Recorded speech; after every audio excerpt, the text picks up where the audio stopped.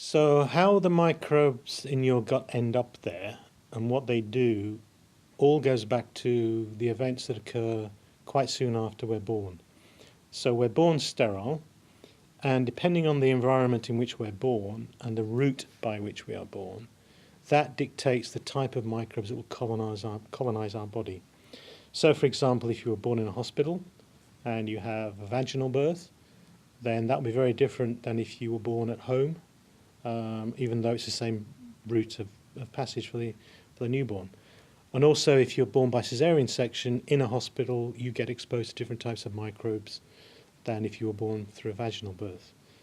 And basically, the mother is the primary donor of the microbes that initially colonize you.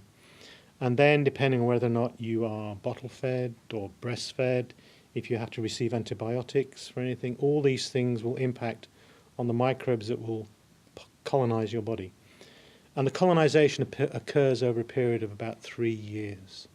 So once that 3-year time point is reached, you essentially have the population of microbes that will stay with you for virtually the rest of your life. So there are other factors which can perturb that balance in microbes throughout your adult life. So for example, diet. So if you go on a diet and you drastically change the types of foods you eat, then that obviously impacts on the microbes because they're reliant on what you eat for their own survival and growth. So by changing your diet, you change the microbes. However, what's interesting, it seems that change in response to diet is only temporary.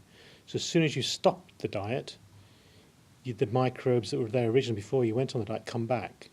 So that's only temporary. Perhaps the most profound effect on your microbes in the gut is through antibiotics. So if you receive a long dose of antibiotics for an infection of some description, they can actually permanently remove or destroy some beneficial microbes in your gut. And the thing to remember is that not all the microbes that are in your gut are beneficial. The vast majority are, but it also harvests or contains microbes that have the potential to become pathogens, cause injury, cause disease. And the best example of that is Clostridium difficile. So that is present in a large proportion of us. We're all healthy. It's held and kept under control by all the other good microbes. If we receive a course of antibiotics, so we go to hospital, we get antibiotics. If we lose enough of our good bacteria, Clostridium difficile can grow and increase in number, and then it causes a quite severe and sometimes lethal infection. So antibiotics is one way in which the microbiota, your microbes, can be changed permanently. So could having too many antibiotics cause ME?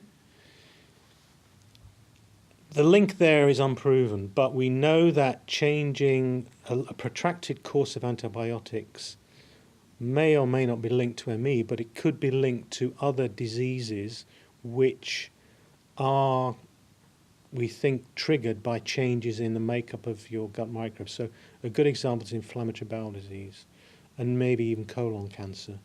So if you change your microbes and you have an underlying susceptibility to developing those diseases, then the disease can become apparent very quickly and it becomes very aggressive and very severe.